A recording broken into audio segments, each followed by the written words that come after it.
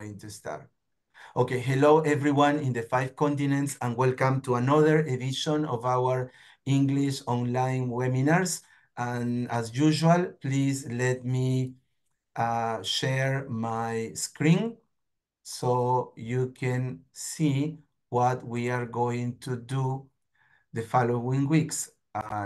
There it is. Okay. Okay, so as I said before, welcome to our world community of educators. Let me see if it works. This is our 122nd International English Online Webinar, or 123rd. Am I right or wrong? 123rd, I guess it is. Well, November the 3rd, 2024.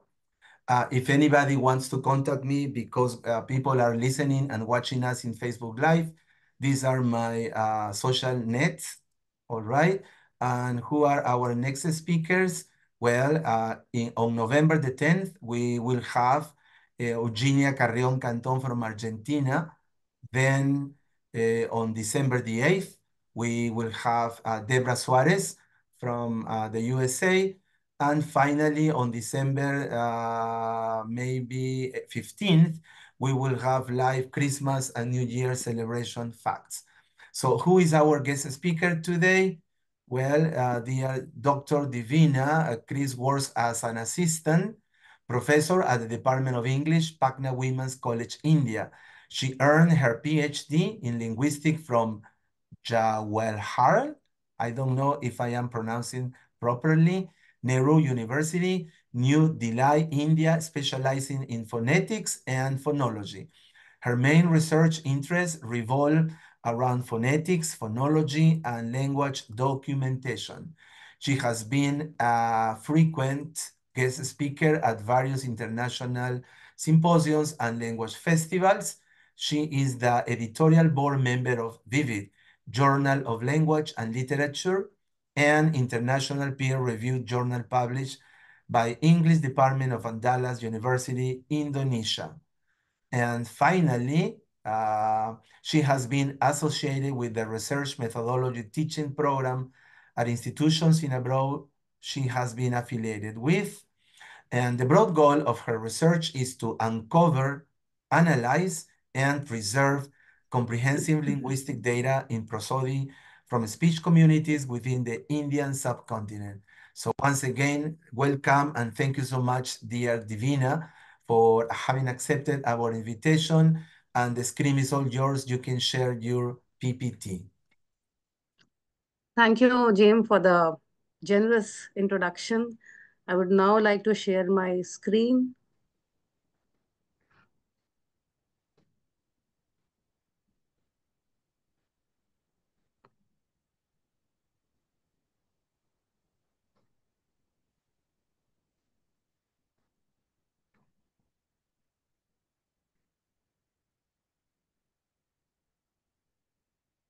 Yeah, so We can see your PowerPoint. yes. Yeah, so now you can see the screen. All right, so so okay, so thank you once again for this opportunity. And I'm Devina Krishna, and I'm going to talk about how technology is going to save endangered Indian languages. So you can see the topic of my talk. That's called Leveraging Technology for the Sustenance and Revival of Endangered Indian Languages. So you can see the contents. Well, I have put some contents here, but I would like to talk a little more than whatever I have mentioned on the screen over here. Here I have mentioned introduction, objective, review of literature, hypothesis, research methodology, data analysis and discussion, platforms and initiatives, conclusion and implications, references. So this actually these contents form a part of my work on which I have been working still. It is not complete yet. And I just thought one day that since I am working in the field of language endangerment, language documentation. So this whole idea of languages getting vanished is a serious one. So I just thought that I should also visualize from from the tech. Should also look at the technological side also, how it is going to save these vanishing codes. So I just worked a little bit, and I conducted some survey with young students, because my work will basically be dealing with the translation applications, the AI-led translation tools, which are in a way saving languages, in a way trying to you know save languages from extinction to some way or the other. Because as a linguist, we can save languages in many ways. Well, the best thing is that since there are so many languages, let's come to the next slide. So here I have mentioned that how uh, currently there are 7,000 languages. So the world speaks around 7,000 languages, and 50 to 95% of which might be extinct or seriously endangered by the end of the century. So it is a serious concern. We all are facing this in across the world, and there is this risk which looms large on indigenous languages. And I will also brief you about the situation in India. So, what exactly is the situation in India?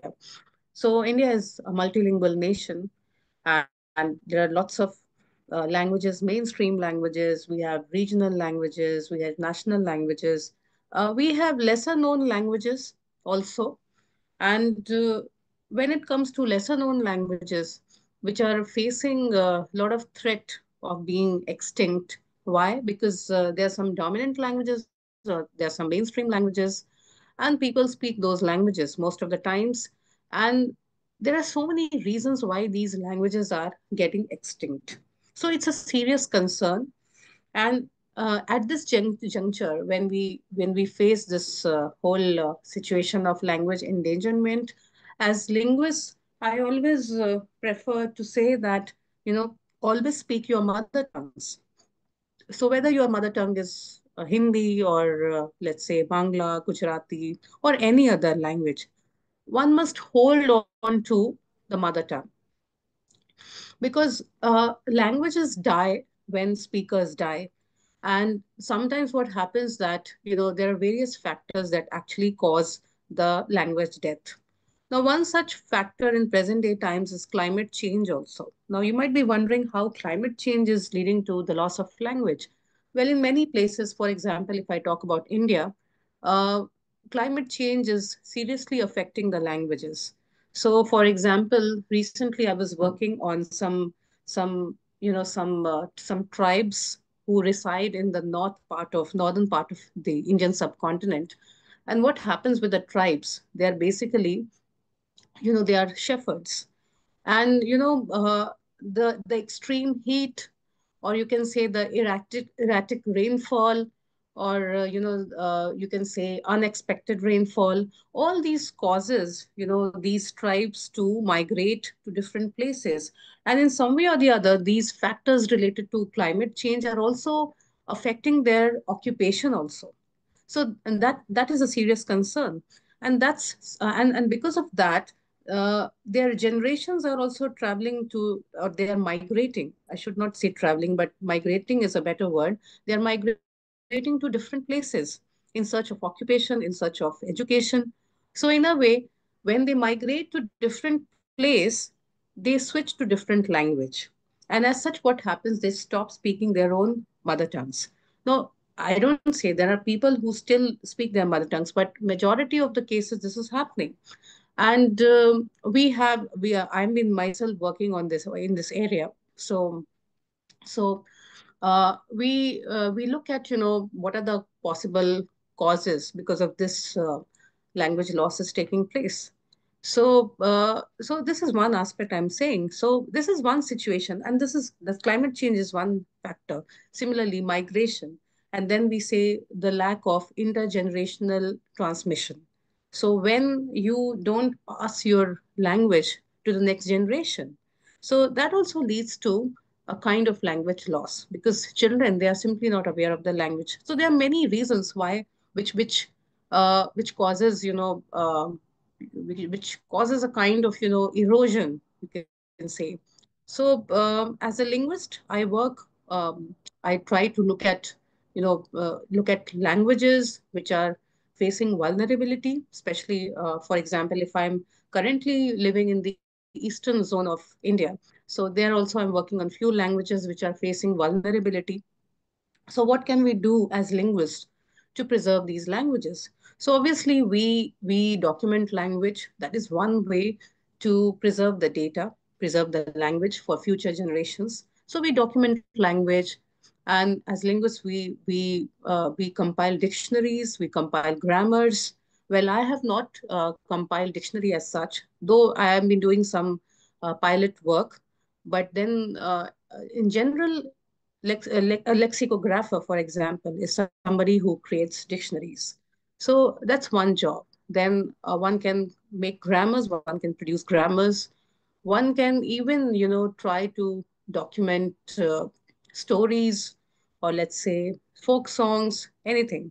So, so documentation becomes an important part too. And it's an important, way to save these languages. So my work today, what I'm going to talk about is that how technology can also be one of the ways through which one can preserve some aspects of language or linguistic structure. So here I have mentioned in the introduction that how, the Indian subcontinent is very diverse, especially linguistically. So linguistically, you will see that there are different linguistic codes. We have scheduled languages, we have non-scheduled languages, we have lesser known languages. And obviously, uh, there's a lot of crisis which is being faced by the indigenous languages in India. And there are some dominant languages which are trying to, which are trying to, you can say, which are trying being the mainstream languages and trying to dominate the scenario. So at this juncture, it becomes important to preserve, revitalize, and promote the vulnerable codes as well. So the intervention of technology through artificial intelligence is important. So artificial intelligence is one way that serves as one way to revive the endangered Indian languages. And it is simply that actually, it simply, takes care, it just, takes care of the languages. Well, there are different translation, you can say translation applications, various translation applications. There are some, lots of them, and through which the linguistic structures, or you can say some aspects of language, could be saved. And obviously, in that way, you can say that languages can be revived, or one can say that preserved as well. So this whole idea of artificial uh, intelligence-led applications learn on this whole idea of machine learning algorithm. Well, I'll not go into the technicality of it, because I'm not a computational linguist. But then, just to make you aware that how, one can transcribe and translate oral histories and stories from endangered language speakers. So technology is a way to, to preserve, revitalize, and promote these vanishing codes. So yeah, let me come to the next slide.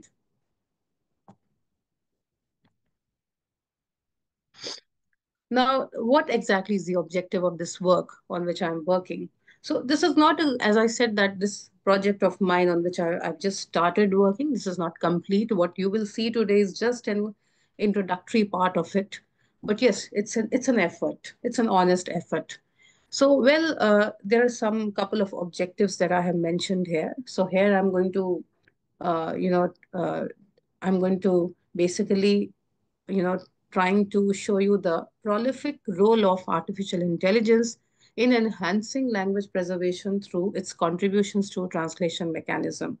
So I will be focusing more on the issue of translation. Then also to showcase artificial intelligence role in revitalizing endangered Indian languages through translation tools. So I have just enlisted few translation tools in my work, and obviously it's a long list actually speaking, but yes, these tools are in a way trying to revitalize the endangered Indian languages. Then I'll also a little bit talk about the copyright issues related to AI generated translations. And obviously, the thrust will be on the constructive side of AI driven translation applications. Well, this is the review of literature. So here I'm just going to talk about some of the important works that have been conducted in this area on which I have touched. So as you can see, some names are there. So these writers, how they have worked in this area, and how, like for example, Kulkarni says that AI-powered tools can assist in documenting and preserving endangered languages through automated transcription, translation, and analysis. So when it comes to transcription, when it comes to documentation, transcription is an important part of it. So transcription, translation, and analysis, this goes hand in hand. Machine learning systems in the form of algorithms can help identify and classifying linguistic patterns, simplifying language documentation. AI-driven translation tools can increase the accessibility of endangered languages by providing real-time translations, promoting their use in day-to-day life. So you already must have seen, most of you might be, using AI-driven translation applications, and you might be seeing that how it, provides the real-time translations. For example, whenever we need some kind of translation in a target language, so we use Google Translate. That's one application that I also use. So if I need some kind of translation, immediately I do it. For example, yesterday was a New Year in India. Yesterday it was a New Year time. So somebody just wished me in his mother tongue, and I could not understand the entire, that script was completely different. So I just copied the entire message, and I just put that in Google Translate, and I could get the translation in my own mother tongue, or let's say English language, so I could understand. So in a way, it is quite beneficial, these applications. And at the same time, you can see that these little acts of, translation and procuring the data in return can just help us in retaining a language, retaining one's mother tongue, retaining some source language, some target language. Okay, so I just gave you a simple example. Now, AI-driven language learning platforms can engross younger generations in learning endangered languages, ensuring their maintenance. So the younger generations are, they are more into technology, and you can see that if they use these applications in a way, I have seen that the present generation also learn languages through these applications, which is quite good. Because in some way or the other, I feel that if you're using technology, you must use it in a proper manner, and you must concentrate on the sunny side, the positive aspects, instead of going concentrating on the negative side. So if you are positive and productive, then it can do wonders. It is a fact that the dearth and quality issues impede the expansion of AI-powered translation tools for endangered languages.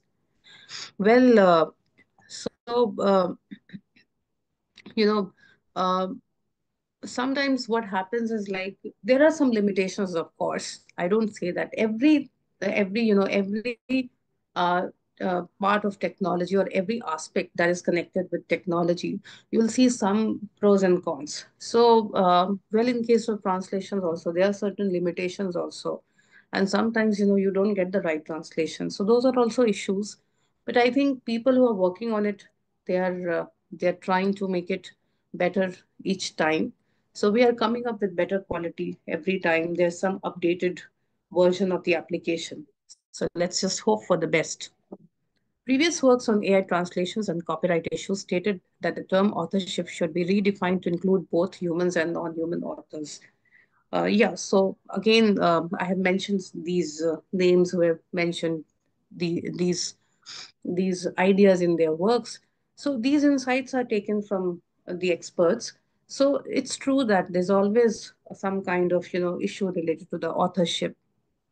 Okay, sometimes they just feel that it is said that the AI driven translations are actually they are like human, and that should include both human and non-human authors.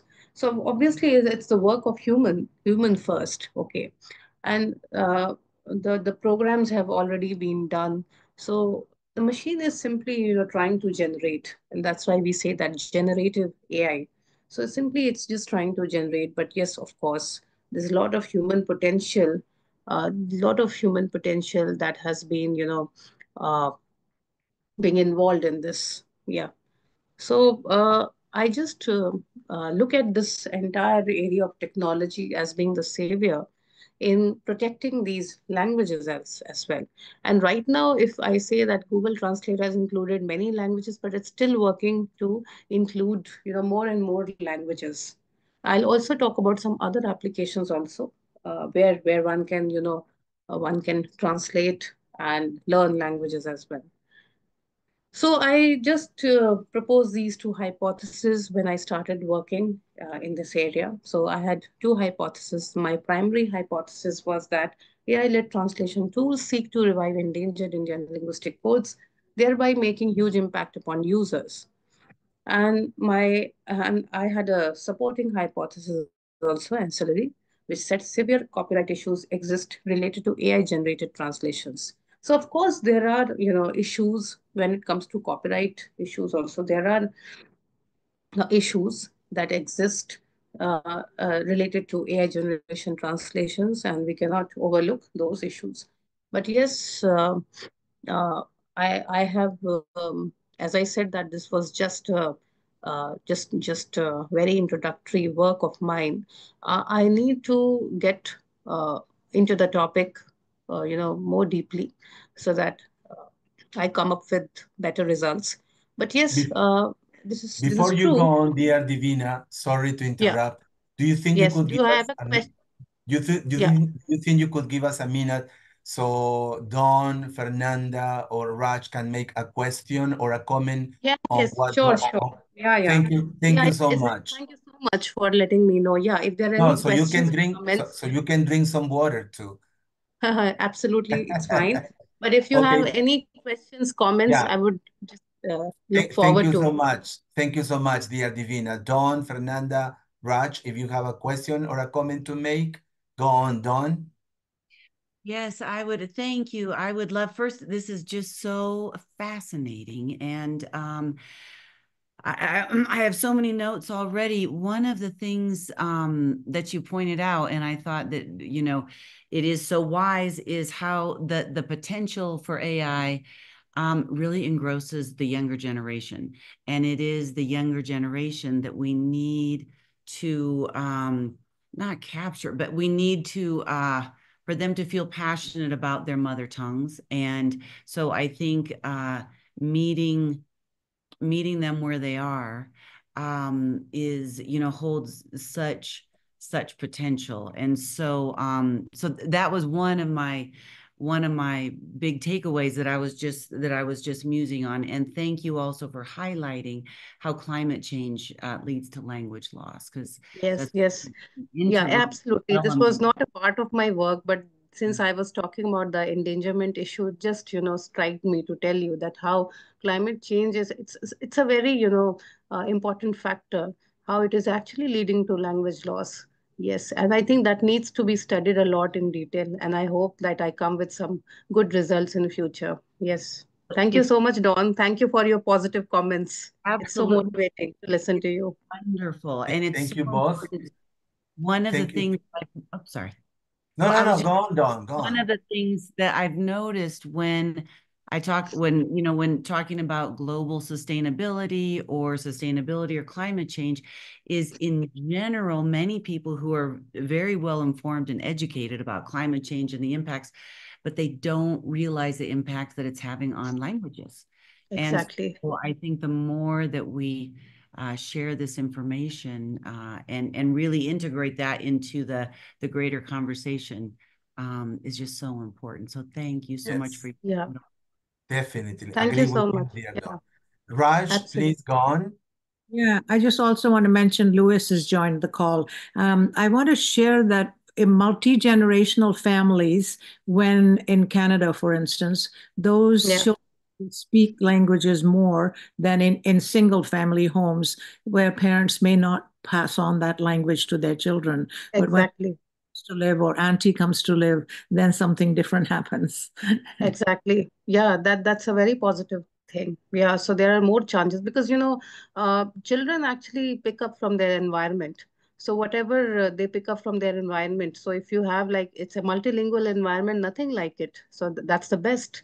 So yes, I can truly imagine. So if I'm living in a place where I don't get to meet a lot of people, so I'm not receiving much input. But the moment I switch to some other place where there are so many people with different multilingual backgrounds, okay, or linguistic backgrounds, so yeah, I receive a lot of input. So yeah, that's a very positive thing you have pointed out, ma'am. Thank you, Absolutely. Devina and Thank you. Raj. And finally, Fernanda. So I think your work is really important. I wish that people were looking into loss of languages before, because in relation to my family, because of the Italian diaspora that happened in the end of the 18th century, my family lost the Italian language, which they spoke Mm, before, and also the Spanish language, because we had mm, also immigrants coming from Spain. And this happened in a way that, people were just migrating and assimilating within the main culture. So mm, I think that this might be happening globally with the English language at a mm, global level, right? Because people are just, we know we have social issues and wars happening and so on. So I think your work is really important, and it's encouraging everybody at least to think about our home language. So thank you. I have a question. I don't know if I should ask this question now or if I should yeah, wait. yeah, you can ask. Yeah. So I was just wondering uh, in the Indian context, how do you think that you can use those theories and ideas in the classroom? Because I taught in India for some time, and I noticed that the students used a lot of technology to, get their ideas and work on their assignments using AI, Chat GPT, and they thought that they wouldn't get in trouble. So I wonder how you are applying this in India.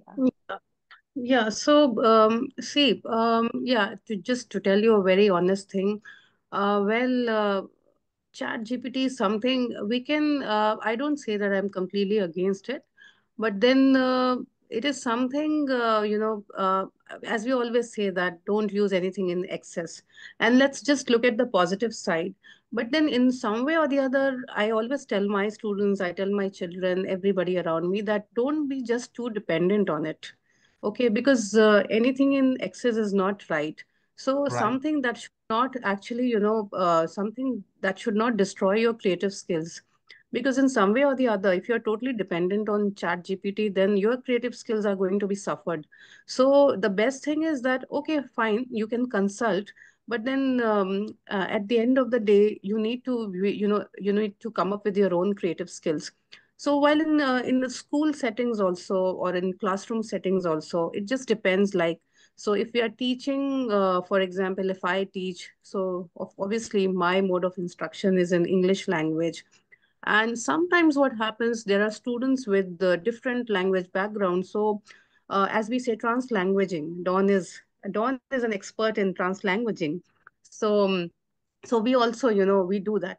We at times we switch, between languages. So I think that's a very normal linguistic scenario. But I personally feel that depending too much on technology is also not right. Let's make use of it, but to some extent. So yes, the important thing is that you know how you maintain that balance. Yeah.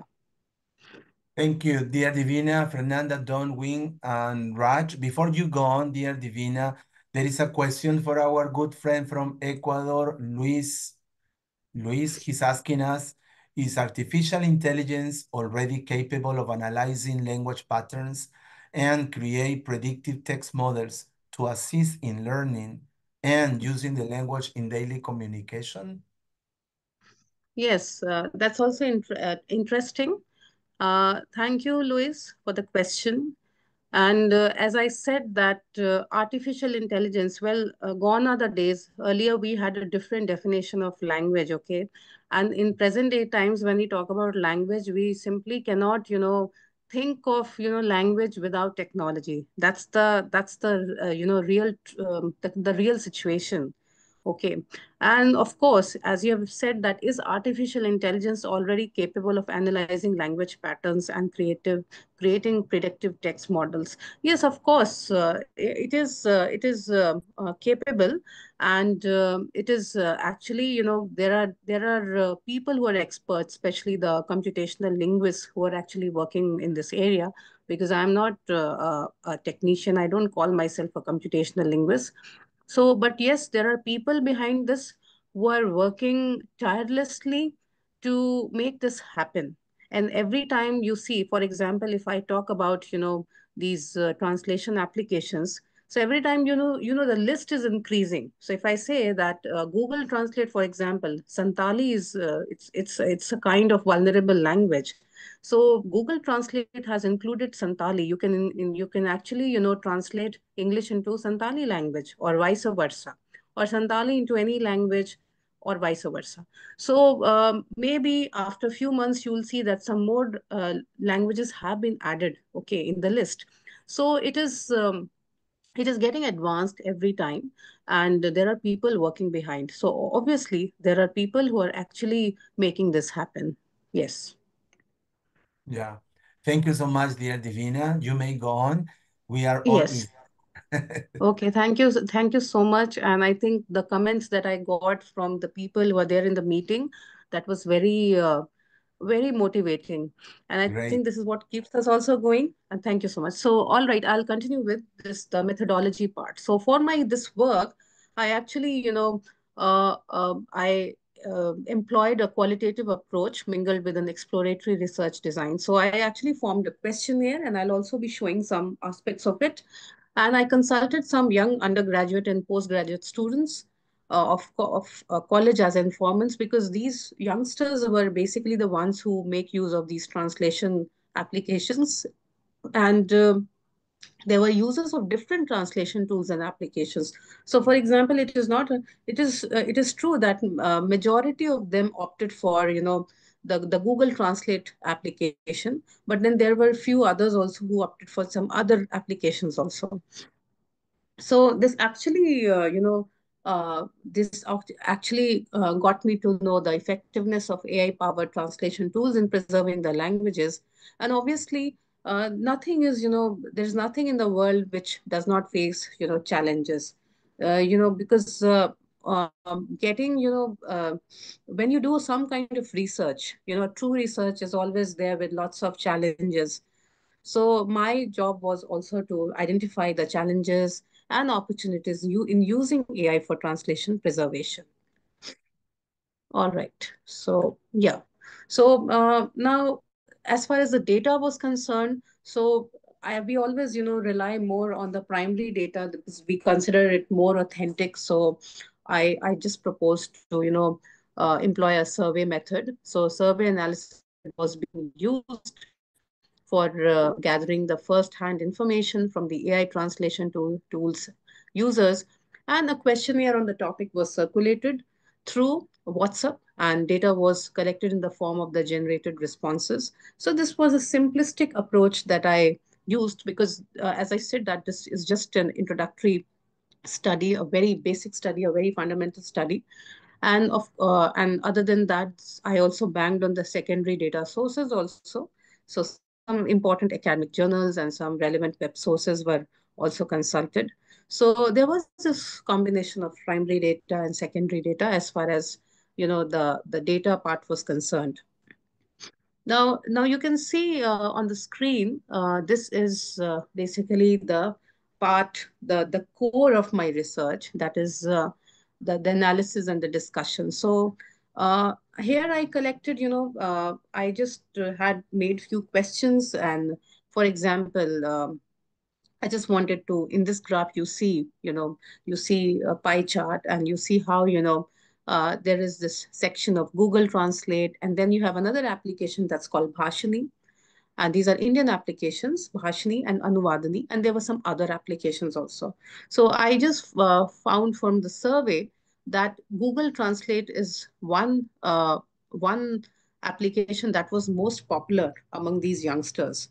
So here I have mentioned that it emerged as the clear leader, with 50% of respondents relying on it for their translation needs. And then we had Bhashni as the second most popular choice, used by 25% of respondents. And then further down, if you go down, then Anuvadani is used by a smaller but still significant 8% of respondents. And a notable 17% of respondents use other translation tools, indicating a diverse range of preferences. So it's clear from the fact that that Google Translate that emerged as the dominant player in the translation tool market. So this is something that I actually found from the survey.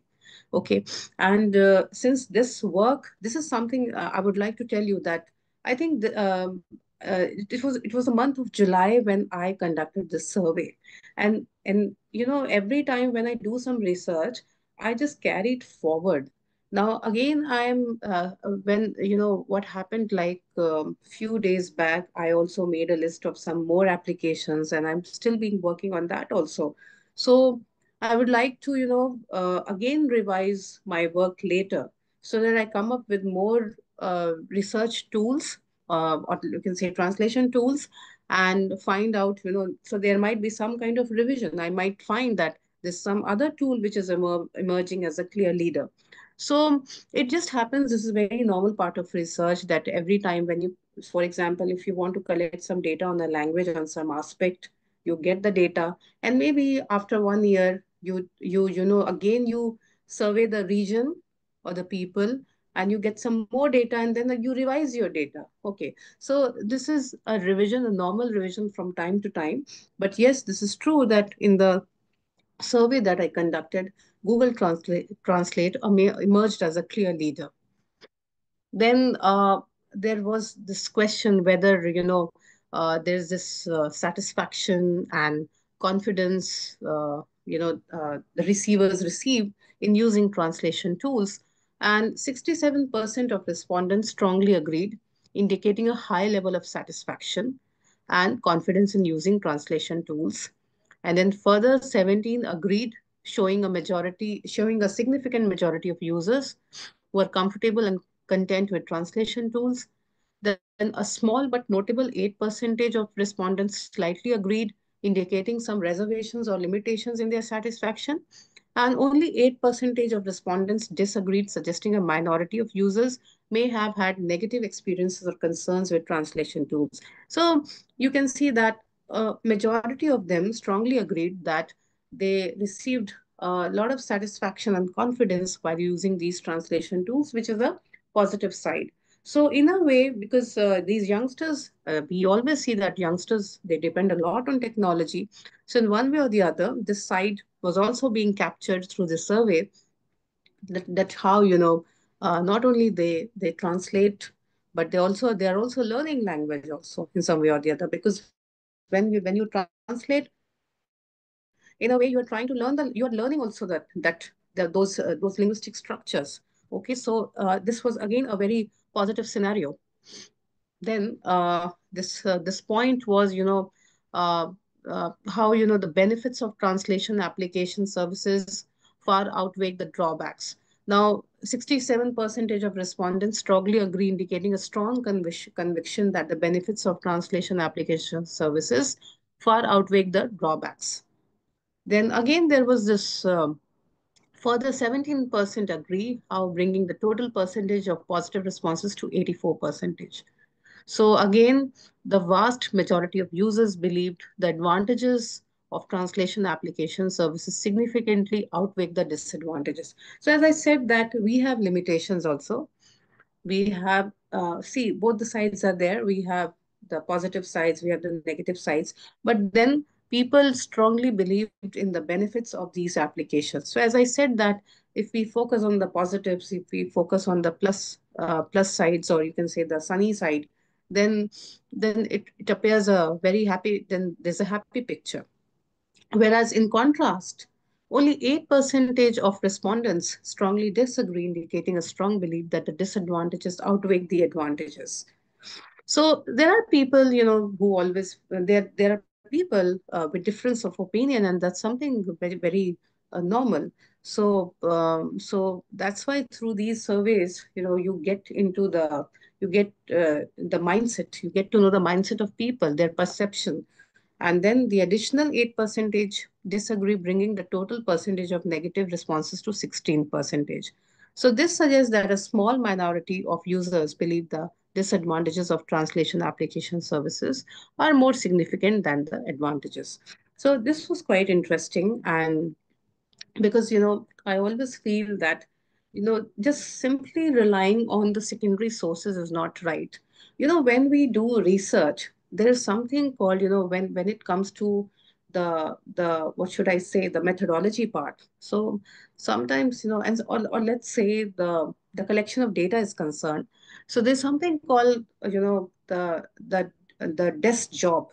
Okay, now the desk job is simply, it's simply, you are putting some secondary sources right in front of you, and you go through the sources, you analyze those sources, and you create your information, or you create your, uh, you can say you create your work, your research work.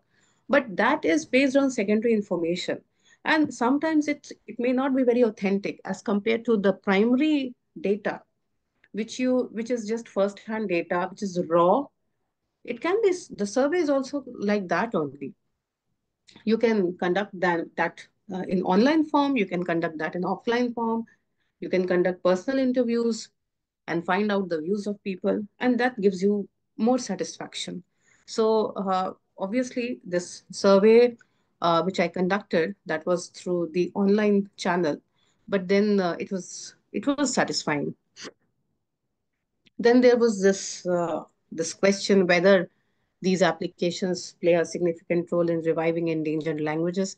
Well, these students are there and they had some idea. So majority of them, like 53% of respondents, is strongly agreed uh, that yes, these applications play a significant role, whereas 36% further agree, bringing the total percentage to 89%. And then there was a certain percentage who disagreed to the fact that these tools actually, safeguard languages. So sometimes students are not aware also. So that may be the reason, or they are simply unaware, and or maybe they are simply, sometimes the informant is not interested also. So there can be majority of reasons. All right, so these are some platforms and initiatives. I have just mentioned these to you so that you are aware that lots of, Indian language translation platforms are there, which are actually developing these tools for endangered Indian languages. So it's a very positive scenario. You can see lots of platforms. So we have AI for Bharat's Indian language translation platform. We have the Endangered Languages Project, ELP India. We have Bhasha's Indian language translation platform. We have the People's Linguistic Survey of India, that's called the PLSI. So again, these all, platforms actually, they employ AI-led translation tools for documentation, research, trying to safeguard endangered languages. Okay, and obviously these are developing translation tools also for endangered Indian languages. And then we have Google's Endangered Languages project, okay, again, which is supporting language preservation and documentation. So at the very onset of my lecture, I spoke about these two issues of preservation and documentation. So these are important things, and it requires a lot of things. Obviously it requires, energy, it requires time, it requires funds. But yes, those who can go for it must do that, because it's not only something you give back to the society, but then it's important for your future generations also, so that they are also aware that these things are taking place. And I think language is something that your language and culture goes in tandem. So, you need to save language in order to make sure that the culture is also existing. So, all of these goes hand in hand. And then, of course, you have Microsoft's Azure Cognitive Services. Again, this offers machine learning translation for various Indian languages, including endangered ones. Well, let me tell you that a lot has not been done, but then these platforms are still doing, and they are like, they're in the very, you can say, in the very initial stage. But I'm sure that in the coming times, they'll be developing more and more, and they'll be more advanced as far as their efforts are concerned. All right. Then again, you can see on the screen endangered Indian languages supported by AI-led translation tools. So you have like Google Translate supports Santhali language translation, text and speech. Then you have AI for Bharat's Indian language translation platform, including Santhali language support for machine translation, which I just spoke about. Then how Bhashani, which is another important platform, and it is actually, creating open source data sets in regional languages for producing AI tools and applications. And interestingly, Bhashani is doing a lot. So you can Google Bhashani on Google, and you can just find out how, it is actually, uh, there's this, lot of initiatives it is actually conducting for preserving languages, for promoting languages. I must say promotion and preservation both. Then there's this interesting thing I wanted to mention, that how, the villagers in Karnataka, they're among thousands of speakers of diverse Indian languages producing speech data for tech firm called Karya, which is making data sets for firms such as Microsoft and Google to use in AI models for the domains of education, health sector, and various other areas as well. So this is, these are little information that I just thought to put it here, so that you're aware how, these Indian codes are being supported by these tools through various platforms. And I'm sure that in the coming times, the picture will be broader. There's something I also wanted, apart from the translation area, I also wanted to talk about, the legal part also. Okay, so when it comes to, owning the rights to AI-generated translation, there's this question that, who owns the rights to AI-generated translation? So it can be the creator of the AI tool, the user who inputs the tools, or somebody else. Then, of course, these are all debatable things, okay? And then whether these AI generated translations could be regarded as derived works of the original text or novel creations. Then the kind of authorizations that are required to use and distribute AI generated translations. Correctness and liability. To whom should we consider responsible for errors or inaccuracies in AI generated translations? So obviously, these are some important areas which needs, reflection and reflection. And because sometimes people think that the credit should be given to the author, okay, as well as the machine also. So it's a little debatable thing.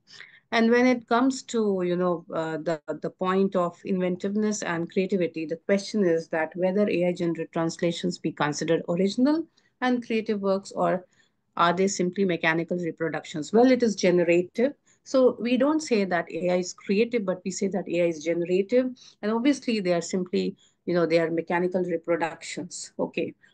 Yeah. Because obviously this whole area has certain limitations. We cannot, overlook the limitations that technology has imposed. But then let's look at the brighter side. So, with this, I would just like to conclude my work. Obviously, there's a lot to discuss. I think in this time frame, in this timeline, whatever I've discussed, this is just one part of it, what I wanted to say. Maybe in future we get more time to discuss more of this at broader length.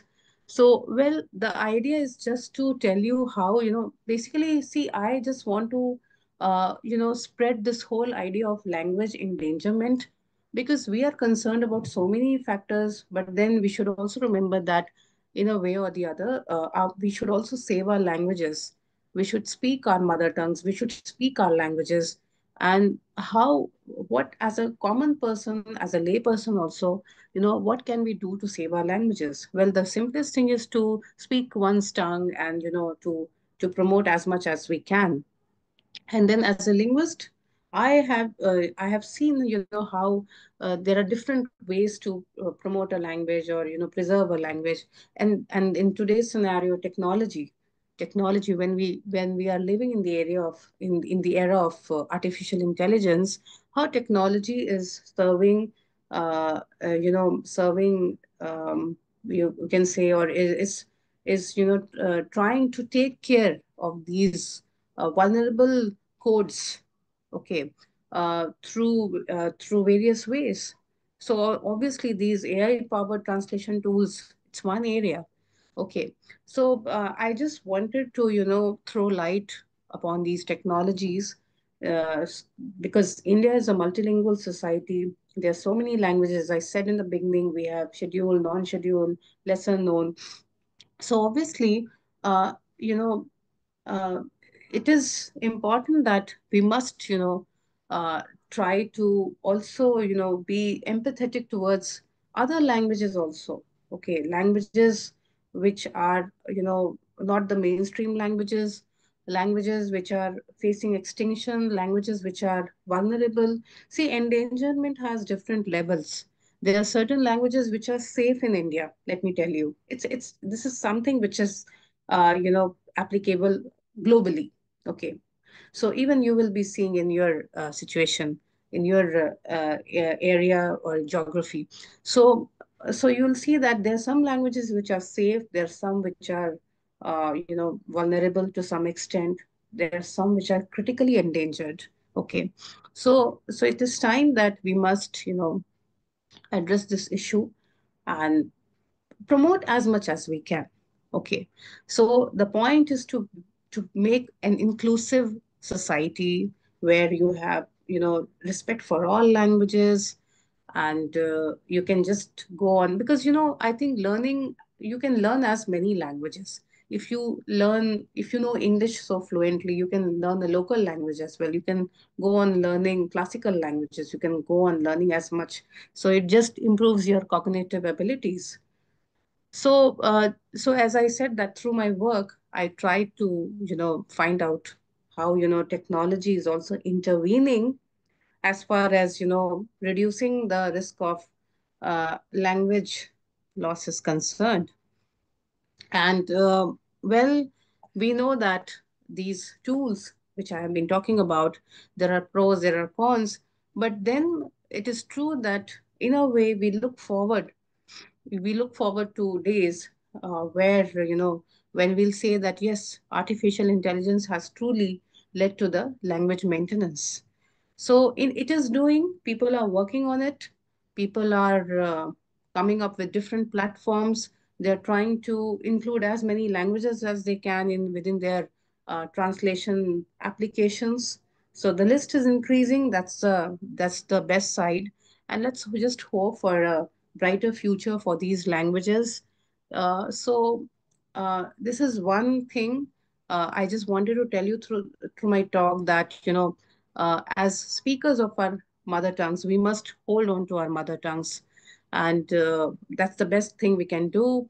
And let's just do our very best, to prevent our society from the linguistic cultural amnesia, what I say.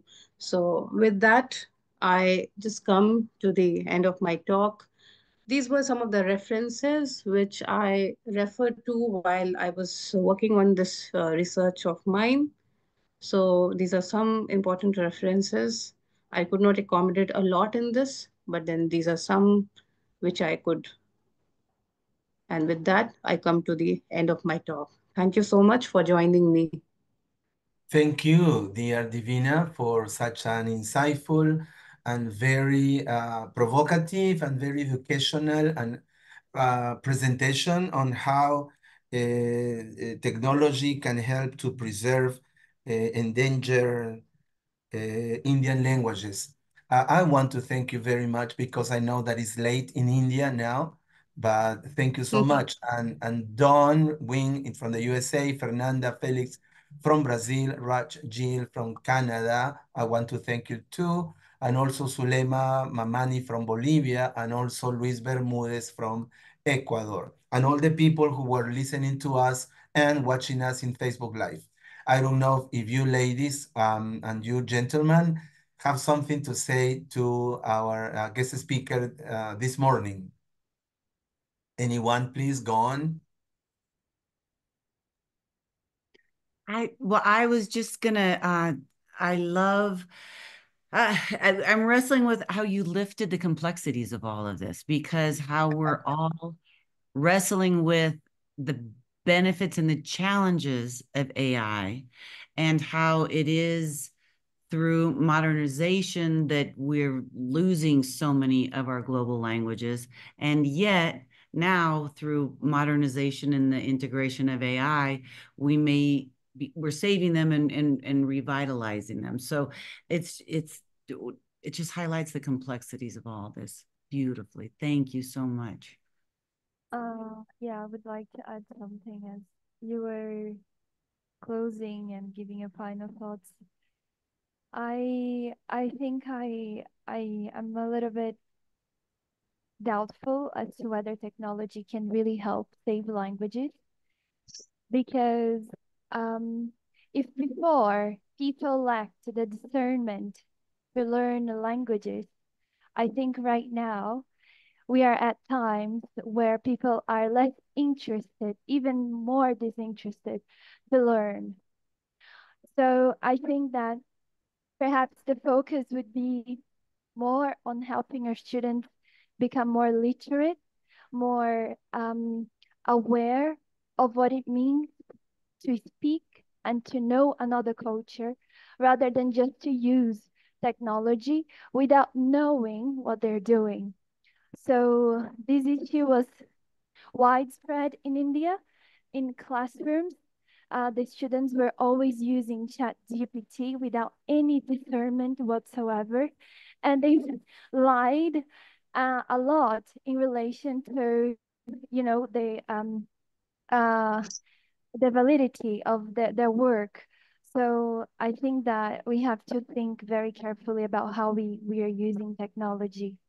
That's all. Yeah, actually, we as trainers also, we have to, since we are teachers first, right? So we need to make our students aware of the pros and the cons, and make sure that, yes, they do their best and they don't destroy their creative skills, right? But yes, this is, as I said that in my talk at the very onset, that this is one way, as since I approach the vanishing voices, I should say, or the vanishing languages from a preservationist point of view. So I feel that technology is also, as I said, one way to to sustain, or let's say to preserve some aspects. So I was very clear in the beginning that some aspects maybe of linguistic structures can be retained. So hopefully we look for a brighter future as far as technology is concerned. Yes. Yeah, we understand and we agree with you 100%. Dear Divina, and thank you, Fernanda. I don't know if Raj, the president of our community, wants to speak up.